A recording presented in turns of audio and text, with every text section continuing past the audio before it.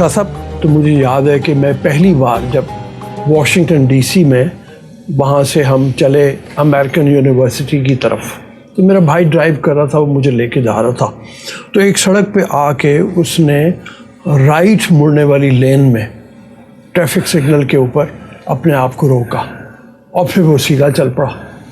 جیسے ہم سیدھا چلے ہیں ٹریفک سارجن فوراً کہیں سے نمودار ہوا اور اس نے جناب ہمیں کہا رک جاؤ، ہم رک گئے، وہ آگے آیا۔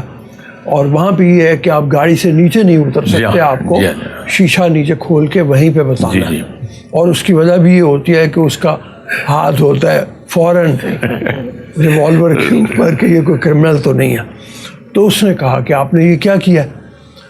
تو میرے بھائی نے بڑے آرام سے کہا کہ میرا بھائی ہے، یونیورسٹی جا رہے ہیں ہم داخلے کے لیے، اور ہم پہلی بار آئے ہیں اس طرف کو، ہمیں نہیں معلوم تھا سیدھا آنا۔ تو اس نے 12 لائسنس تو مانگا، اس میں حال میں اس نے چیک کر لیا ہوگا کہ ان کا کوئی کرمنل ریکارڈ تو نہیں ہے، فوراً وہ کر لیتے۔ اس کے بعد اس نے کہا کہ مطلب یہ اتنے $، فائن ہوتا، لیکن چونکہ میں نے دیکھ لیا کہ آپ پہلی بار آئے ہیں اور پھر یونیورسٹی جا رہے ہیں تو میں آپ کو صرف وارننگ دے کے چھوڑ دوں، تو وارننگ دے کے چھوڑ دیں۔ تو وہاں تو اس طرح کی چیزیں ہوتی ہیں، لیکن ہم حقیقت یہ ہے کہ نہ رائٹ پہ دیکھتے ہیں ہم نے جانا ہے، نہ لیفٹ پہ جانا ہے، نہ جیسے آپ نے موٹر وے کی پچھلے پروگرام میں بات کی تھی، یہ دیکھتے ہیں کہ ہم فاسٹ سپیڈ لینا ہے اس میں ہمیں رہنا ہے، ہم اوٹ پٹانگ انداز میں ہوتے ہیں اور نہ ہمیں کوئی روکنے والا ہے نہ پوچھنے والا ہے، اور ہم ہر حد کو کراس کر جاتے ہیں۔ یہ رویہ ہمارا ہر فیلڈ میں ہے۔ پھر آپ دیکھیے لاہور کی سڑکوں پر آپ کو جمبو سائز کے کیٹ آئیز ملیں گے۔ اس میں 3 سائز آ رہے ہیں نا، ایک تو نارمل سائز ہے، ایک اس سے بڑا، ایک جمبو سائز ہے کافی اونچا۔ پچھلے دنوں اس سے ایک جمبو سائز کیٹ آئی کی وجہ سے ایک گاڑی الٹ گئی، اس کا ٹائر برسٹ ہوا، الٹ گئی، اس میں بیٹھے ہوئے لوگوں کی ڈیتھ ہو گئی۔ ایک بڑا نقصان تھا یہ کہ انسانی جان ضائع ہو گئی۔ یہ تو بہت بڑا نقصان ہے، انسانی جان ضائع ہو گئی، لیکن آپ یہ دیکھیے کہ ہم کتنے انکنسیڈریٹ ہیں کہ ہم کر کیا رہے ہیں کہ صرف اس لیے کہ لوگ سلو ڈاؤن ہو جائیں ہم نے جمبو سائز کی کیٹ آئیز لگائی ہوئی ہیں۔ اب کوئی ذرا سا اس کا حساب کرنے بیٹھے، فیصلہ تو ہم مختلف فیکٹرز کو کنسیڈر کرنے کے بعد ہی کرتے ہیں کسی چیز کا، وہ ٹائروں کو ڈیمیج کرتی ہے، اور ہمارے ہاں ٹائرز کی ایک بڑی اکثریت امپورٹ ہوتی ہے، اس پہ ہمارا ہارڈ اینڈ فورن ایکسچینج ضائع ہو رہا ہے۔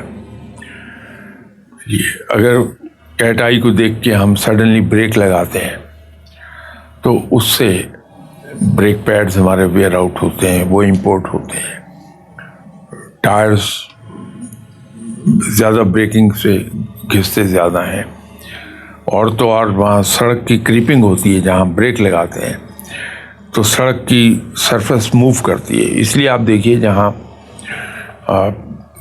یہ اسپیڈ بریکر ہوں گے یا کیٹ آئیز لگی ہوں گی، اس سے پہلے سڑکیں آن ایون ہو جاتی ہیں، تو ٹیکنیکلی اس کو کریپنگ کہتے ہیں کہ وہ روڈ کریپنگ ہوتی ہے، وہاں اس کی مینٹیننس پر خرچ ہمارا اٹھتا ہے۔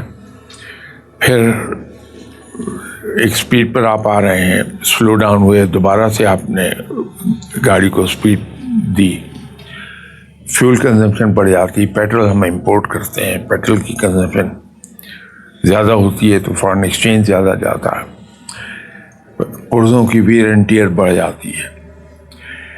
یہ سارے کام ہو رہے ہیں صرف اس لیے کہ ہم انکنسیڈریٹ ہیں، ہمیں اندازہ ہی نہیں ہے کہ ایک بڑے سائز کی کیٹ آئی لگانے سے نقصان کیا ہو رہا ہے۔ اب یہ ایک انڈیویجول سے ملٹیپلائی کرتے جائیے نمبر آف کارز پر، تو وہ کتنا بڑا نقصان ہو جائے گا۔ دنیا میں کہیں بھی یہ اس سائز کی کیٹ آئیز استعمال نہیں ہوتی۔ جس ملک کی ہم نقل کر رہے ہیں اس ملک میں 1990 تک تو یہ کیٹ آئیز استعمال ہوئی، اس کے بعد انہوں نے بھی पेंट की वो लाइंस लगानी शुरू कर दी जिस पर आपके टायर जब जाते हैं तो आवाज़ पैदा होती है, तो येलो मार्किंग कर देते हैं कि उसका मतलब ये है कि स्लो डाउन।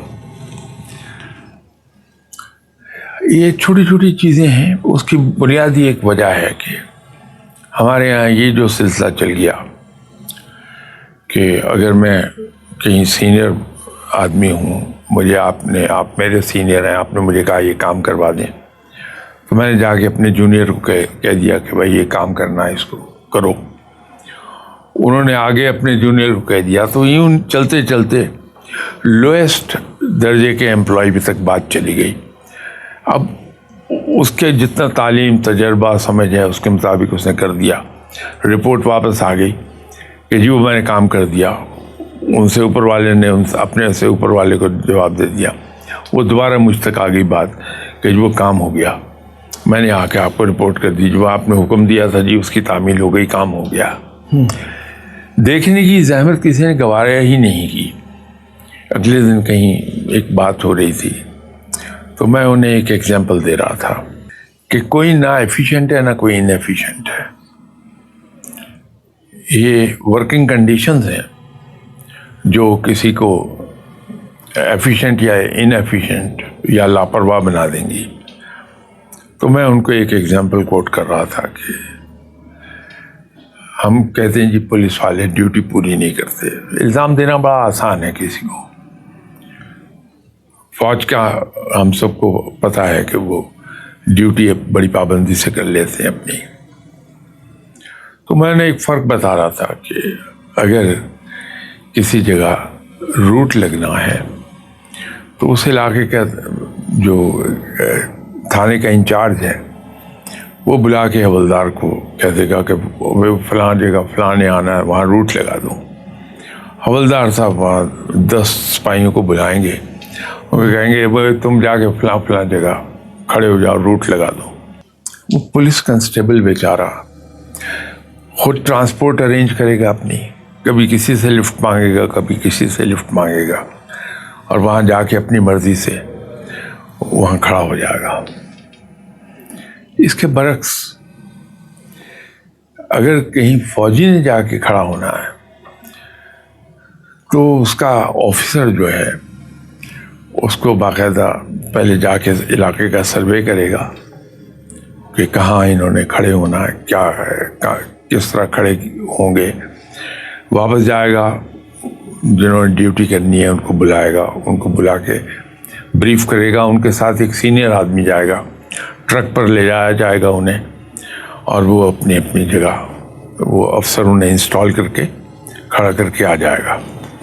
अब वो वहाँ खड़ा है फौज का आदमी, चाहे एक आदमी है, जब खाने का वक्त आएगा तो 2.5 टन ट्रक बड़ा जिस पर बेतहाशा खर्चा आएगा, वो उस एक आदमी को खाना पहुँचाने जाएगा, गर्म खाना देगा। चाय का टाइम होगा तो चाय प्रोवाइड करेगा। नतीजा क्या है कि फौजी की सेल्फ रेस्पेक्ट कायम रहती है। उसको ट्रांसपोर्ट खुद नहीं बंदोबस्त करनी, उसको श्योर है कि मुझे लुक आफ्टर किया जाएगा, वक्त पर खाना मिलेगा, वक्त पर चाय मिलेगी। फिर एक समझदार अफसर ने वो इलाका पहले उसको सर्वे किया है, फिर ड्यूटी लगाई है कि यहाँ तुमने खड़ा होना, इधर को फेस करके खड़े हो गए, तुम इधर तुमने खड़े होना है, इन जगहों पे नज़र रहेगी तुम्हारी। अब वो तो एफिशिएंटली काम करेगा ही फौज का आदमी। तो ये पुलिस कांस्टेबल बेचारा क्या करेगा, जिसको ट्रांसपोर्ट भी अपनी खुद बंदोबस्त करनी है, धूप में खड़ा है, कोई पूछने वाला नहीं है, खाने का टाइम हो गया, उसको खाना भी खुद ही अरेंज करना है।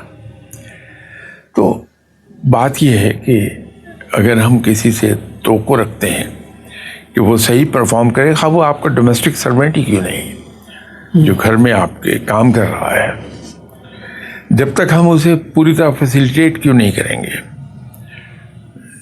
जब तक वो पूरी तरह फैसिलिटेट नहीं होगा वो परफॉर्मेंस नहीं दे सकता आपको।